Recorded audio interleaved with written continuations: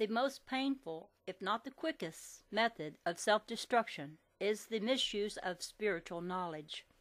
The individual tempted to use this spiritual knowledge to influence, control, or gain advantage over others should remember that every edict which goes forth from his own mind or mouth passes through his own being and becomes a fiat of power within his own nature, working upon himself exactly as he has intended it for another.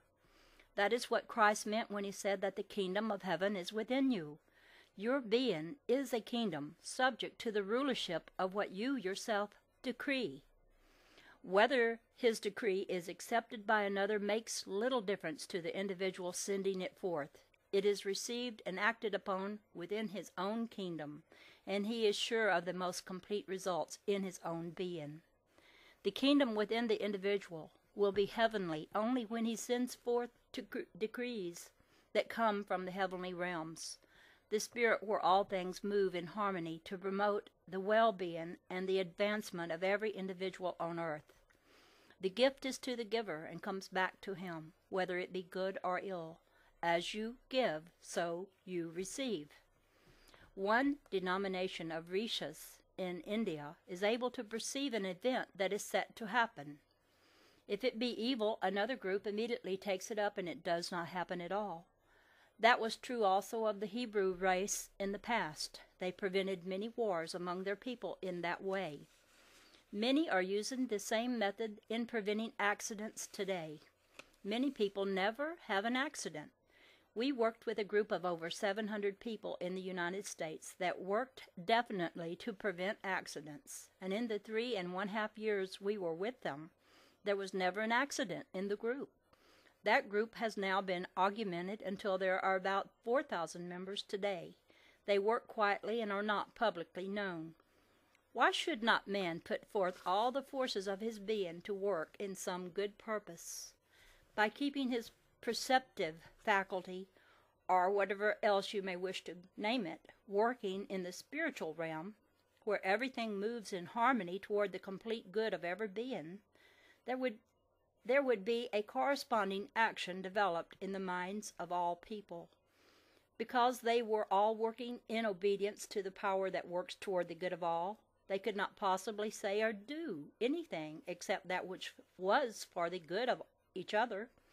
In other words, through obedience to the great law, there would be no conflict amongst individuals.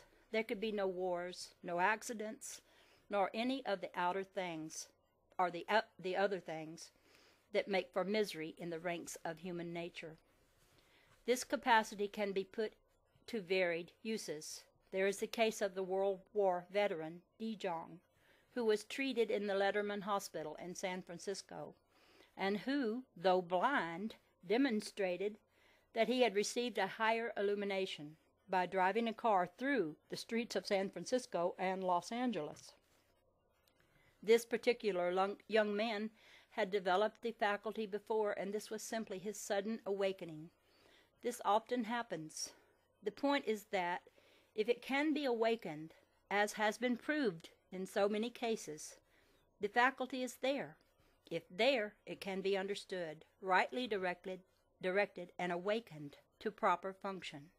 We must give attention to these things and proceed intelligently to uncover the latent possibilities within our own natures, if we would arrive at the plane of mastership. No one can do this for us but ourselves. This involves complete emotional control, more particularly than mental control. We must be brought to one-pointedness. When our forces are centered, it works positively. Jesus said, one-pointedness is God. The entire matter of our social reorganization centers around a deeper perception. People must learn how to develop this faculty. That will be the social reorganization, knowing how to do the right thing at the right time. It will help now to hold the thought of right action always. We will come to the point where we will know that everything we do is the right thing to do at the right time. This is the substance of social functioning in the future. Okay, I'm going to go to another chapter now. And the next chapter is called Power of the Spoken Word. The spoken word has a great power, but there is one thing certain. We must select the words, and then we must give them power. There is no power in a negative word unless we do select and give the word power. It does not of itself contain power. Power must be given to the word by the one who speaks it. Of course, as the Eastern philosophy goes, the thought which precedes the word is more important. Consequently, the thought can be the motivating force behind the spoken word, and in that way it adds power, and, as the masters put it, that word must go forth and create.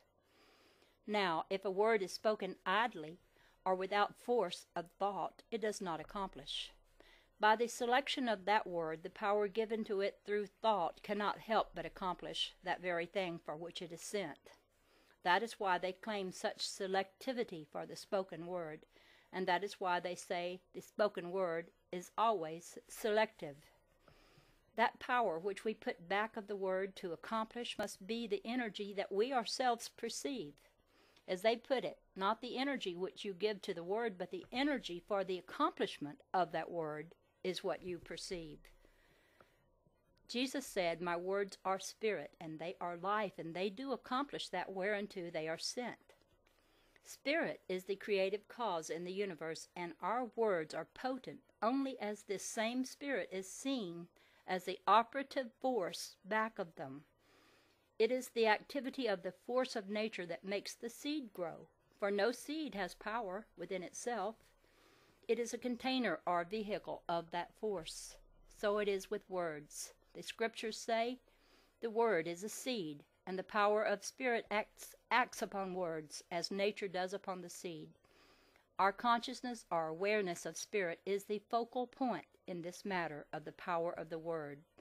Idle words are impotent, and do not create, though they, in a sense, may add to the state of hypnotism. To fear negative words is to add to their hypnotic energies, and it thereby adds to the influence of the negative word. The power of ignorant or idle words is only that they may intensify the hypnotic state in man's mind, but they do not alter the creative cause in the least. The power of negative words is only the modernization of the old ideal of the devil, and it is a direct violation of the fact that there is only the power of God. There is no power opposed to the ultimate good in the universal trend.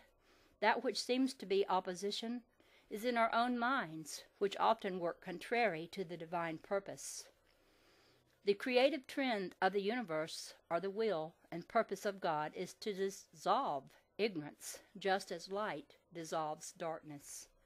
We have seen them used in this sense always refers to the masters, put forth a word, and what the word represented would come into existence immediately. There was no time element at all. In fact, there is no way of placing a time element upon the spoken word if the energy spirit is in it. As they put it, a word spoken directly with the impetus of true thought behind it must instantly. It is quite evident that the Western world looks upon a word as less potent. That is, a word may be spoken, but with no energy behind it, it loses its potency entirely. It is often said that this is why the Western world gets into such childish prattle. It fails to put the proper value upon its words. Now, the thought which possesses the proper selection of which possesses the force that belongs to it should always be given to the word, not to drive that word through will or the force of the will, but to give that word the power which belongs to it. That, of course, is the power of the Spirit, and this is included in our words only through highly selective thought which corresponds to the creative purposes of the universe. In that way, the will, which has directive ability, sends the word forth, but it is not the will that gives power to the spoken word. The will selects or enters into the selection of thought and the speaking of the word, but the power is conceded or admitted through an enlarged consciousness of the presence and power of spirit.